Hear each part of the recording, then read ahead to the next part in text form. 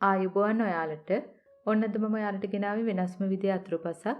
මේක අපි හදන්නේ පාන් වලින්. ඒ වුණාට පාන් වලින් හැදුවා කියලා හිතන්නවත් බෑ. වෙනස්ම රසක් වෙනස්ම ස්වභාවයක් තමයි තියෙන්නේ. විනාඩි 15න් 20න් ඔයාලට මේක ලෑස්ති කරගන්න පුළුවන්. ඉතින් අපි දැන් බලමු කොහොමද හදන්නේ මොනවද අපිට ඕන කරන්නේ කියලා. ඕන කරන දේවල් වල ලිස්ට් එක පුරුදු විදිහටම ඩිස්ක්‍රිප්ෂන් බොක්ස් එකේ තියෙනවා.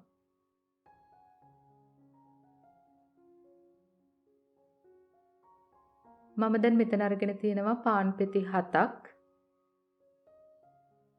හැම පාන් පෙත්තක්ම මෙන්න මේ වගේ කොටස් 4කට වෙන් කර ගන්න.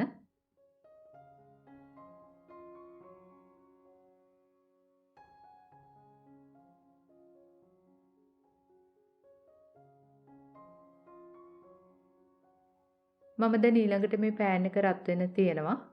ඒකට එකතු කරනවා බටර් හෝ මාගරින්. එළඟ තෙල් ගන්නත් පුළුවන් ඔයාලට. මේස හැඳි 3ත් 5ත් අතර ඔයාලට එකතු කරන්න පුළුවන්. බටර් ටික රත් වෙනකොට මම එකතු කරනවා අපේ පාන් ටික. පාන් ටික හොඳට බැද ගන්න. මේ තෙල් ටිකෙන් ඔයාලා මේ පාන් ටික ඔක්කොම බැද ගන්න. රන්වන් පාට වෙලා හොඳට ක්‍රිස්පි වෙන තුරුම බදින්න ඕන.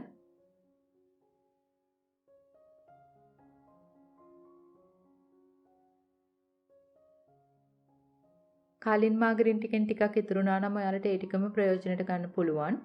එහෙම නැත්නම් අපිට තව තේ හැඳි 2ක් විතර එකතු කරන්න පුළුවන්. මම මෙතන අරගෙන තියෙනවා කජු 10ක් විතර.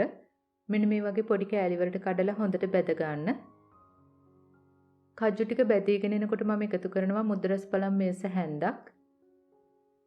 ඒ ටිකත් හොඳට බැදුනට පස්සේ අපිට පුළුවන් අයින් කර ගන්න. මම දැන් ඊළඟට මේ පෑන් එකට එකතු කරනවා ෆ්‍රෙෂ් මිල්ක් හෝ පිටිකිරි කෝප්ප 2ක් මිලිලීටර් වලින් නම් 500ක්. වතුර කෝප්පයක්, සීනි කෝප්පයක්, ග්‍රෑම් වලින් නම් 200ක්. මේකට ඔයාලට ලුණු පිංච එකක් එකතු කරන්නත් පුළුවන්. සීනි ටික හොඳටම දිය වෙලා මෙන්න මේ වගේ උණු වෙනකොට අපිට පුළුවන් පාන් ටික එකතු කරගන්න.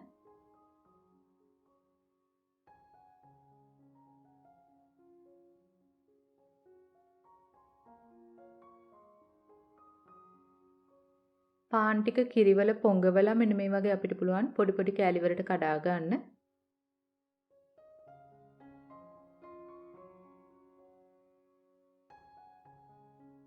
දැන් ටිකටම හැඳි ගාලා මෙන්න මේ වගේ හොඳට පොඩි කර ගන්න.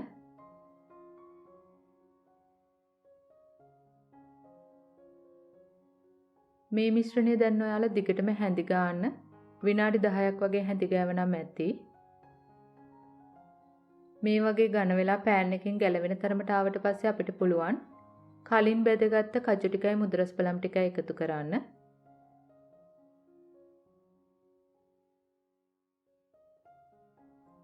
කලින් අපි එකතු කළ තෙල් දැන් යන්තමට වටේට එකතු වෙලා තියෙනවා. මෙන්න මේ පදමේදී අපිට පුළුවන් ලිප ඔෆ් කරන්න.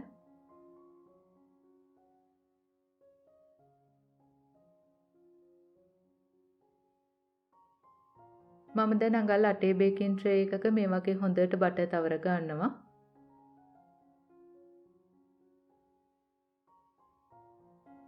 ඊළඟට අපිට පුළුවන් අපේ මිශ්‍රණය දාලා මේ වගේ හොඳට තුනී කර ගන්න.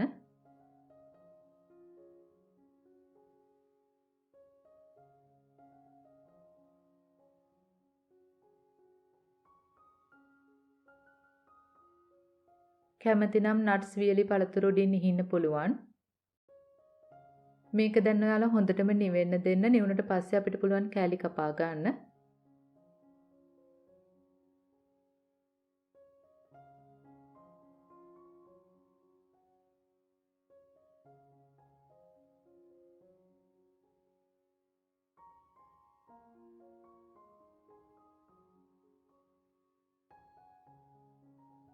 මෙන්න මේ වගේ තමයි තියෙන්නේ. හරිම ලස්සන පාටට හරිම රසට තියෙනවා. මේක ගොඩාක්ම රසවත් කෑමක්. පාන් වලින් හැදුවා කියලා හිතන්නවත් බෑ. පුංචි වෙලාවකදී ලේසියෙන් හදන්න පුළුවන්. ඕන කරන දේවල් ටිකත් ඔයාලට ගෙදරින්ම හොයාගන්න පුළුවන්. ඉතින් ඔයාලත් හදලා බලන්න. මේ වීඩියෝ එක ගැන ඔයාලට ගැටළු යෝජනාවක් තියෙනවා නම් පහලින් කමෙන්ට් එකක් දාන්න. අපි ආයෙත් මේ වගේම රසබර වීඩියෝ එකකින් හමු වෙමු. එතකන් ඔයාලට සුබ දවසක්. ස්තුතියි.